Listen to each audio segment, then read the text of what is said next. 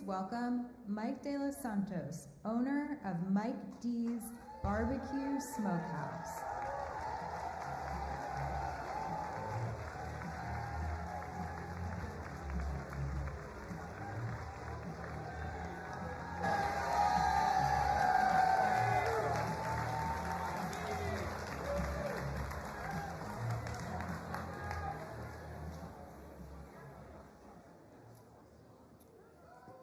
Yes, it is.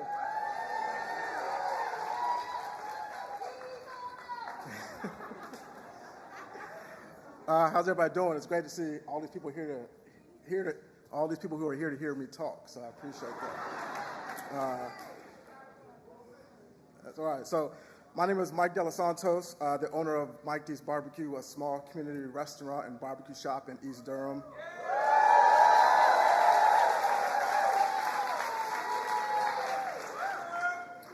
I'm a husband, a proud father, and I'm here today to talk about what's at stake for our families and our communities in this upcoming election, and what is possible if we elect Vice President Kamala Harris.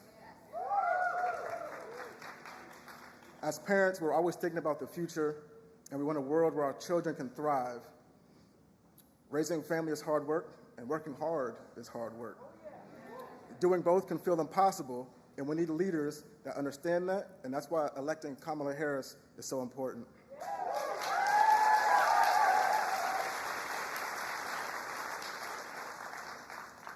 Vice President Harris is standing up for families and fighting to lower costs, just like she has done her entire career.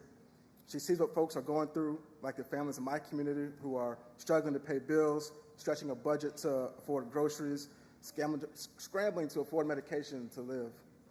Access to affordable health care is personal to my family. In 2012, our son Aaron passed away after bravely battling hypoplastic left heart syndrome.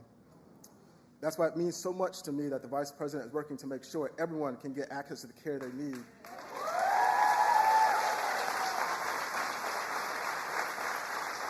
No matter what their income is. She's working to lower prescription drug costs, which make a huge difference for people across this country and North Carolina. At Mike D's, we're all about community. From our customers to the folks on staff who came in early today so I could be here, come by at 4 o'clock for dinner. But as housing costs rise, it's getting harder and harder for our community to thrive. And though I love what I do, it's hard to build a business and work hard in a city that sometimes you can't even afford to live in yourself, especially when you're working hard to make sure that your employees make a living wage. I've seen how important it is to have leaders who are fighting for people like us, and I've seen the damage that occurs when leaders put their own interests ahead of our families. Amid the grief of losing our child, we opened Mike D's in 2013 as a barbecue sauce company. During the pandemic, we had to pivot as things shut down, and we've expanded to the restaurant that we are in now. We saw the way that Trump left small business owners behind. We know that he'll only work to make the rich richer, even at our expense, if given another chance. On the other hand, Vice President Harris has made it a priority to help small business access the capital they need to get started and to grow. It's very important. I'm here today because we have a choice for ourselves and our children, for businesses and the communities we invest in. Vice President Harris will always fight for working families like mine. We can and will elect Vice President Harris and Governor Tim Walz.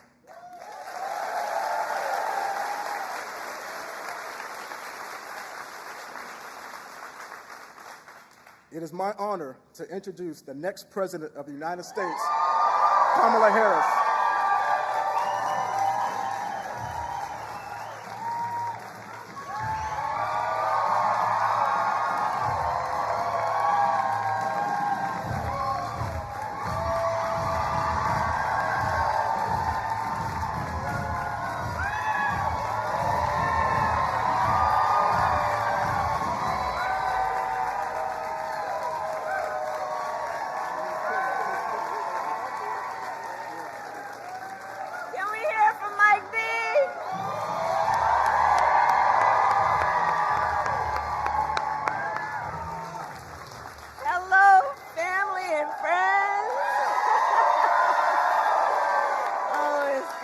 back in North Carolina.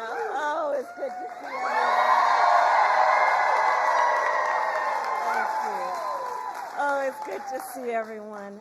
Good afternoon, everyone. Please have a seat if you have a seat. Please have a seat. Mike D, so Mike D's Barbecue, let me tell you one of the biggest fans of Mike D's Barbecue. My husband dug him off.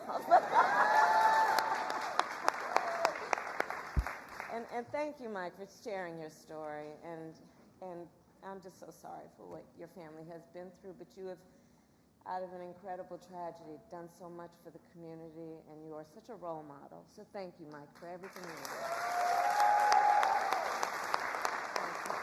Thank you. And good afternoon to everyone here. Thank you to all of the incredible leaders with us today, including my friend, the Governor, Roy Cooper. Where is he? Here with his daughter. Every time I land in North Carolina, I'm just literally coming down the stairs of Air Force Two, I will shout to Roy Cooper, "What number is it, Roy?" And today he shouted 16, which is the number of times I've been in this beautiful state since I've been vice president. Every time. I want to thank your next governor, Attorney General Josh Stein. He's doing incredible work. He's going to be an extraordinary governor.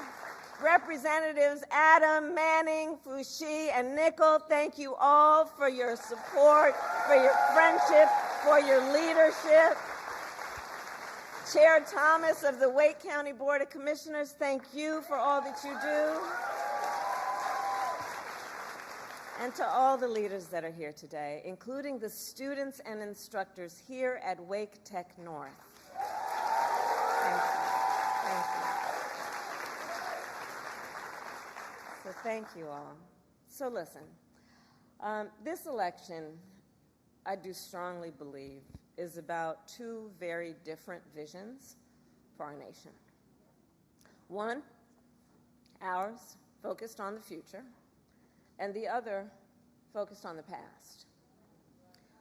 We see that contrast clearly in many ways, including when it comes to how we think about the economy.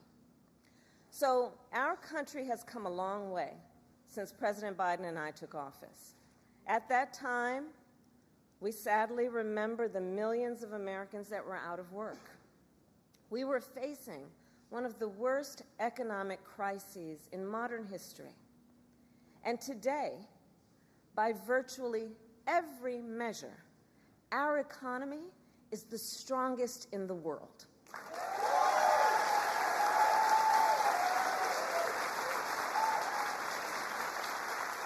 We have created 16 million new jobs. We've made historic investments in infrastructure, in chips manufacturing, in clean energy. And new numbers this week alone show that inflation is down under 3%.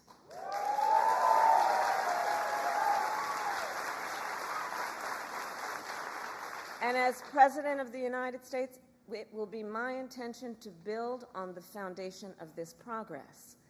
Still, we know that many Americans don't yet feel that progress in their daily lives. Costs are still too high. And on a deeper level, for too many people, no matter how much they work, it feels so hard to just be able to get ahead. As president, I will be laser focused on creating opportunities for the middle class that advance their economic security, stability, and dignity. Together, we will build what I call an opportunity economy. An opportunity economy. An economy where everyone can compete and have a real chance to succeed. Everyone, regardless of who they are or where they start, has an opportunity to build wealth for themselves and their children. And where we remove the barriers to opportunity so anyone who wants to start a business or advance their career can access the tools and the resources that are necessary to do so.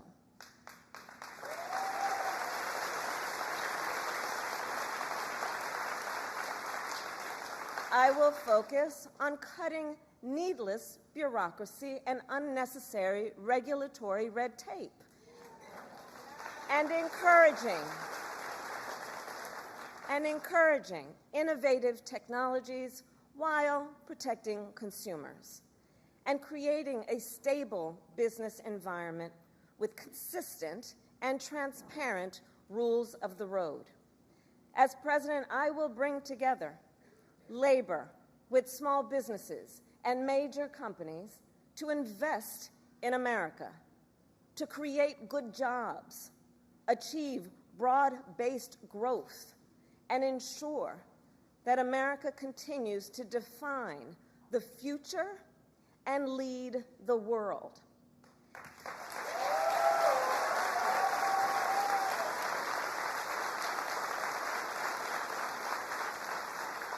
And key to creating this opportunity economy is building up our middle class.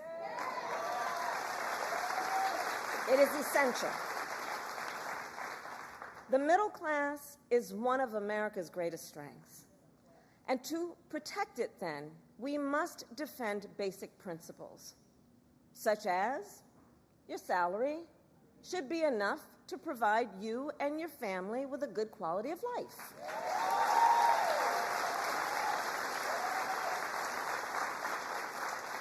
Such as no child should have to grow up in poverty.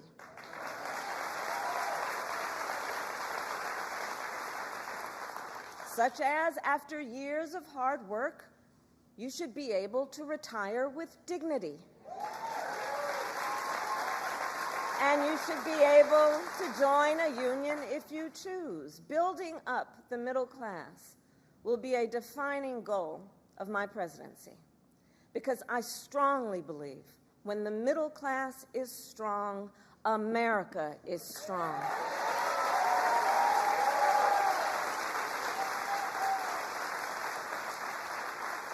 So in the weeks to come, I will address in greater detail my plans to build an opportunity economy.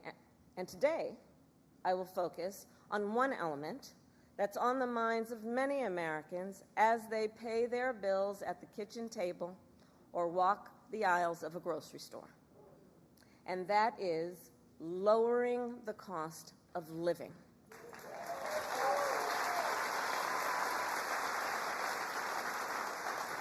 So every day across our nation, families talk about their plans for the future, their ambitions, their aspirations for themselves, for their children.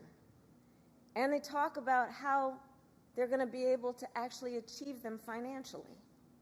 Because look, the bills add up. Food, rent, gas, back to school clothes, prescription medication. After all that, for many families, there's not much left at the end of the month. I grew up in a middle-class household. For most of my childhood, we were renters. My mother saved for well over a decade to buy a home. I was a teenager when that day finally came, and I can remember so well how excited she was. I kind of understood what it meant, but we called her Mommy. Mommy was so excited, it just made us excited that she was so excited. Later in college, I worked at McDonald's to earn spending money. Well, some of the people I worked with were raising families on that paycheck. They worked second or even third jobs to pay rent and buy food. That only gets harder when the cost of living goes up. When I am elected president, I will make it a top priority to bring down costs and increase economic security for all Americans. As president, I will take on the high costs that matter most to most Americans, like the cost of food. We all know that prices went up during the pandemic when the supply chains shut down and failed. But our supply chains have now improved, and prices are still too high. A loaf of bread costs 50% more today than it did before the pandemic. Ground beef is up almost 50%. Many of the big food companies are seeing their highest profits in 2 decades. And while many grocery chains pass along these savings, others still aren't. Look, I know most businesses are creating jobs, contributing to our economy, and playing by the rules. But some are not. And that's just not right. And we need to take action when that is the case.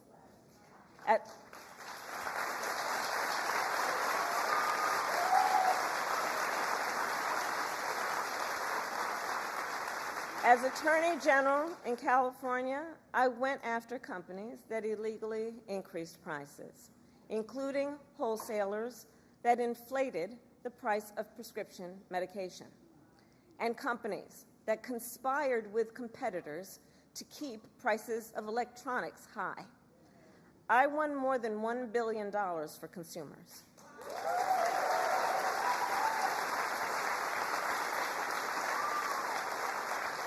So believe me, as president, I will go after the bad actors.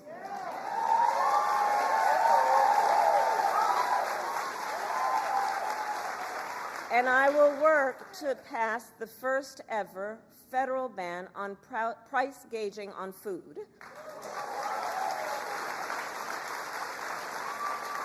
My plan will include new penalties for opportunistic companies that exploit crises and break the rules, and we will support smaller food businesses that are trying to play by the rules and get ahead.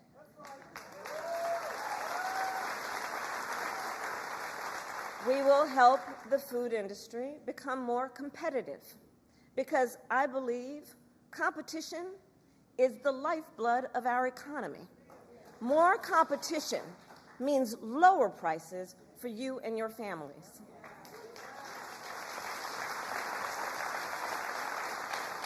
Now compare what Donald Trump plans to do.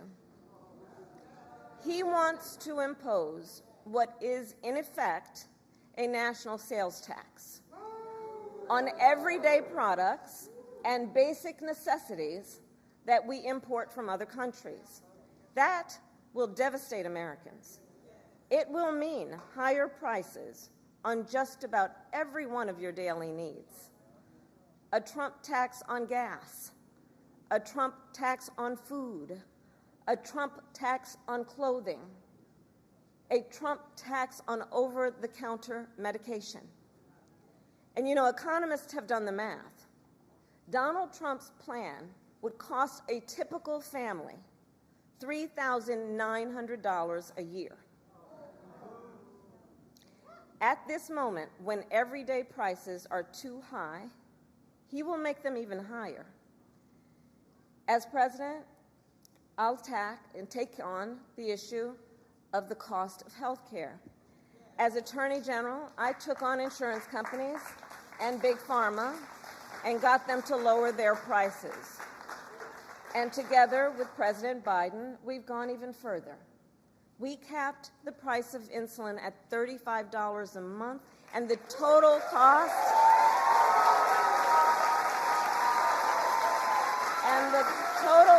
of prescription drugs at $2,000 a year for seniors.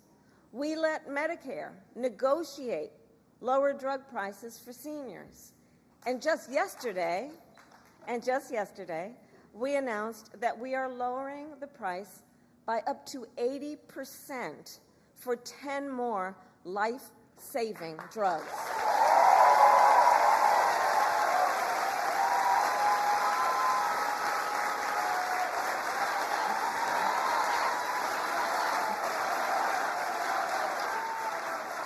And I pledge to continue this progress. I'll lower the cost of insulin and prescription drugs for everyone with your support, not only our seniors. And demand transparency from the middlemen who operate between Big Pharma and the insurance companies who use opaque practices to raise your drug prices and profit off your need for medicine. 2 months ago, I announced that medical debt will no longer be used against your credit score.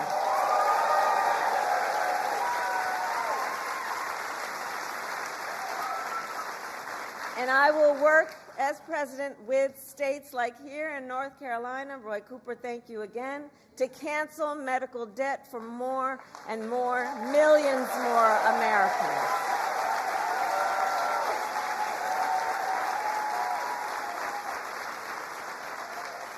As for Donald Trump, well, he wants to repeal the Affordable Care Act, which 45 million Americans rely on. 45 million Americans rely on it for health care. That would take us back to a time when insurance companies could deny people with pre-existing conditions. We all remember what that was. And we're not going back. We're not going back. We're not going back. And remember, and this is why we're not going back, because we do remember, he tried to cut Medicare every year he was president, threatening a program that tens of millions of seniors count on.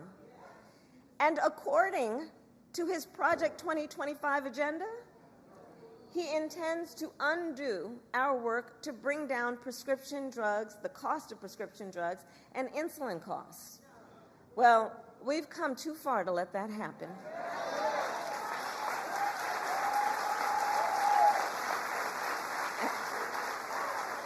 So we're not going back on that, and let's talk about the cost of housing. So now, the housing market can be complicated, but look, I'm not new to this issue. As State Attorney General, I drafted and helped pass a homeowner Bill of Rights, one of the first in America. And during the foreclosure crisis, I took on the big banks for predatory lending with many of my colleagues, including Roy Cooper, and won $20 billion for California families when I was Attorney General.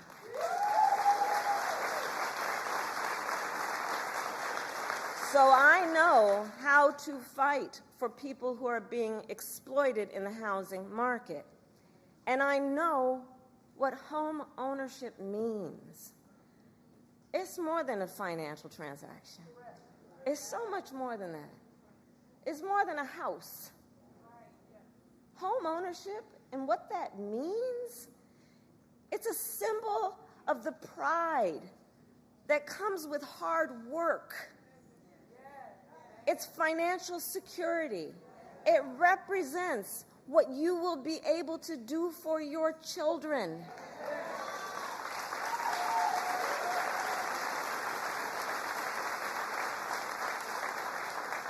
And sadly, right now, it is out of reach for far too many American families.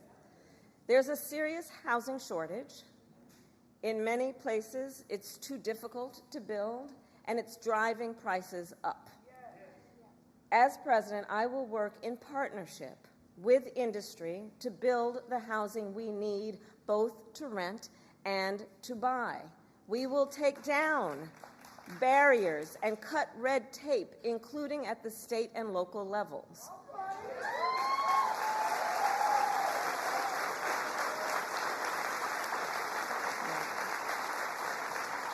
And by the end of my first term, we will end America's housing shortage by building 3 million new homes and rentals that are affordable for the middle class.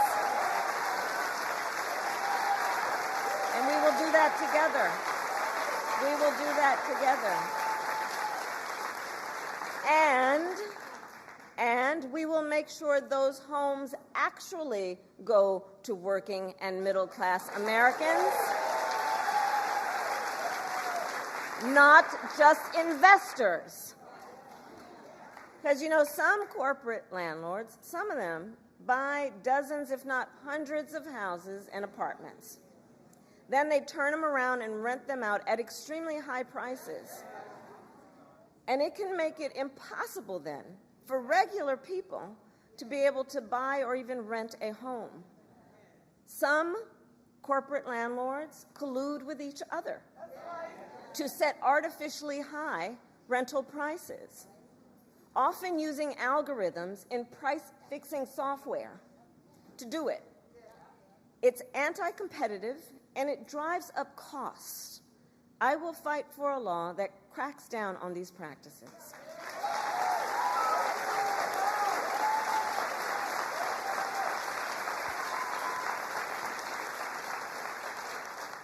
We also know that as the price of housing has gone up, the size of down payments have gone up as well. Even if aspiring homeowners save for years, it often still is not enough. So in addition, while we work on the housing shortage, my administration will provide first-time home buyers with $25,000 to help with the down payment on a new home.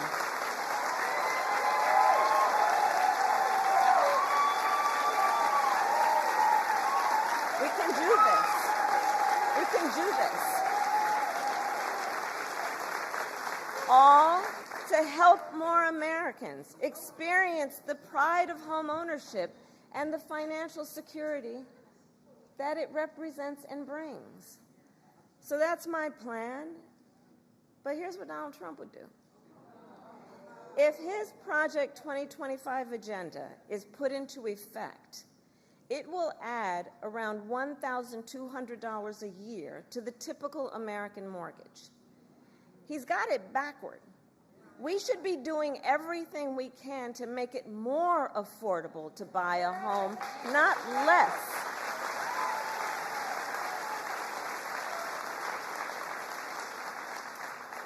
Finally, there's one more way I will help families deal with rising costs, and that's by letting you keep more of your hard-earned money.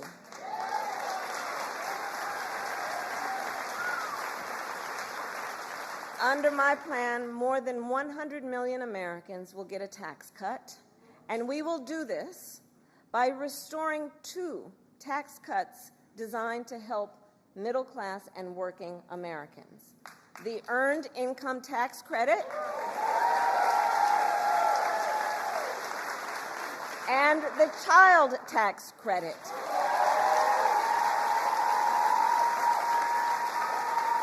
Through which millions of Americans with children got to keep more of their hard-earned income.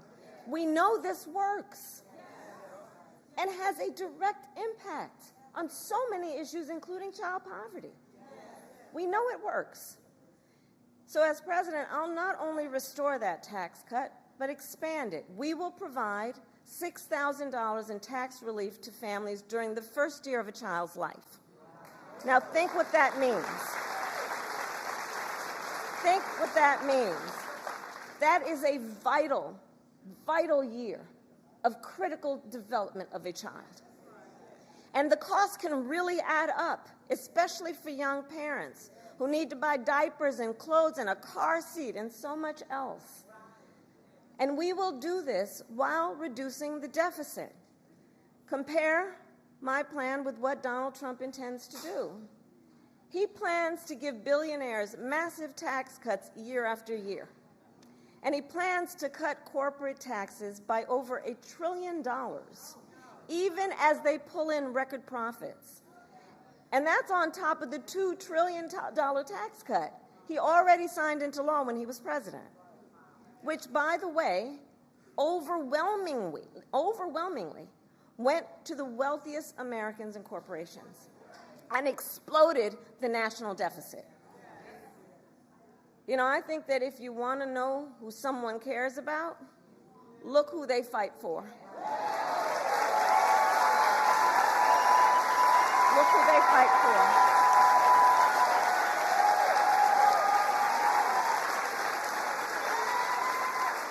Donald Trump fights for billionaires and large corporations.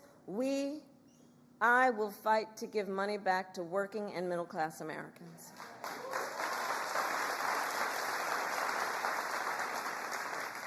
So I'll end with this. 2 days ago, Donald Trump was here in North Carolina. He said he was going to talk about the economy. I think you all watched. You know what I'm about to say. But he offered no serious plans to reduce costs for middle-class families. No plan to expand access to housing or health care. And that, actually, I think for most of us, was not surprising. Because we already know his plans. We know the Project 2025 agenda. So there's a choice in this election. Donald Trump's plans to devastate the middle class, punish working people, and make the cost of living go up for millions of Americans. And on the other hand, when I'm elected president, what we will do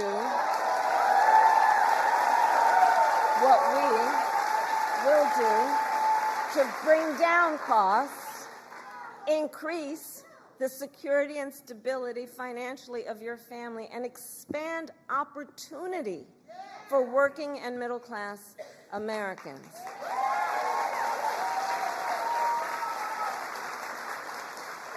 So now is the time to chart a new way forward.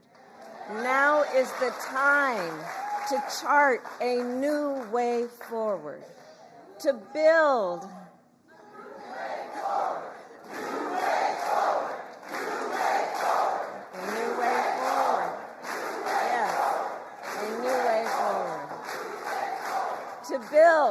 to build an America where everyone's work is rewarded and talents are valued, where we work with labor and business to strengthen the American economy, and where everyone has the opportunity not just to get by, but to get ahead.